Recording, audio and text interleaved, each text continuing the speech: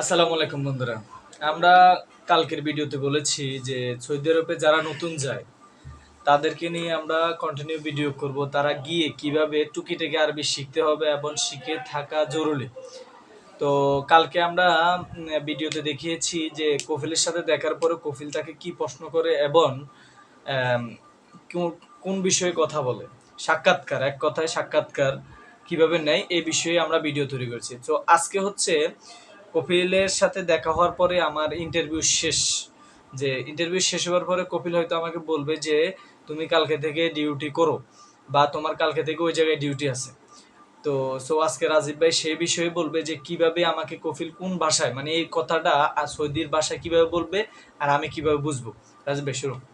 ধরেন কফিল আপনাকে জিজ্ঞাসা করলো যে ইন্টারভিউ শেষ হওয়ার পরে কফিল আপনাকে জিজ্ঞাসা করলো যে যে কালকে তোমার ডিউটি শুরু এবং কালকে থেকে তুমি ওই জায়গায় যাই ডিউটি করবা। এই বিষয়টা কফিল আমাকে কিভাবে বলবে আরবিতে আর আমি কিভাবে বুঝবো। মানে অফিসে যে গেছি আমি ইন্টারভিউ শেষ করেছি, ঠিক আছে। হ্যাঁ আমার কাজ ওই অফিসে। হ্যাঁ, অফিসে দিলাম, ওই অফিসে। তখন ওই কপিল বলবে যে ইনশাল্লাহ বকরা হিনা সুগল, মানে ইনশাল্লাহ আগামীকাল তোমার এখানেই কাজ শুরু। এখানে কাজ শুরু, মানে আগামীকালের আরবিটা হচ্ছে কি ইনশাল্লাহ বকরা। ইনশাল্লাহ। বকরা মানে আগামীকাল। বকরা মানে আগামীকাল।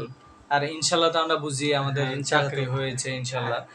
তো বলবে যে কি বলবে আমি বুঝতে পারি ইনশাল্লাহ বকরা ইনশাল্লাহ বকরা সুগল হিনা। সুগল। হ্যাঁ, সুগল হিনা মানে এখানে তোমার কালকে থেকে কাজ কালকে আছে। থেকে কাজ আছে, মানে এই অফিসে সুগল, অফিস হ্যাঁ, এই অফিসে। অফিসটা। হিনা মানে এখানে। হেনা মানে এখানে অফিস অফিস অফিস অফিস আরবিতে কি বলে ওই হেনা ওই হিনা যাওয়াজাত মক্তব মুক্ত এইসব এইসব। তো আরবি সৌদি আরবে যারা আছেন আমাদের প্রিয় ভাইয়েরা, তারা এই বিষয়টা কি সঠিক কিনা অবশ্যই কমেন্ট করে জানাবেন। আর আমরা এরপরে ছোট্ট আর একটা ভিডিও নিয়ে আসবো। ধীরে ধীরে আস্তে আস্তে আমরা এগুলা শেখানোর চেষ্টা করবো ইনশাল্লাহ। আসসালামু আলাইকুম। এইটুকু।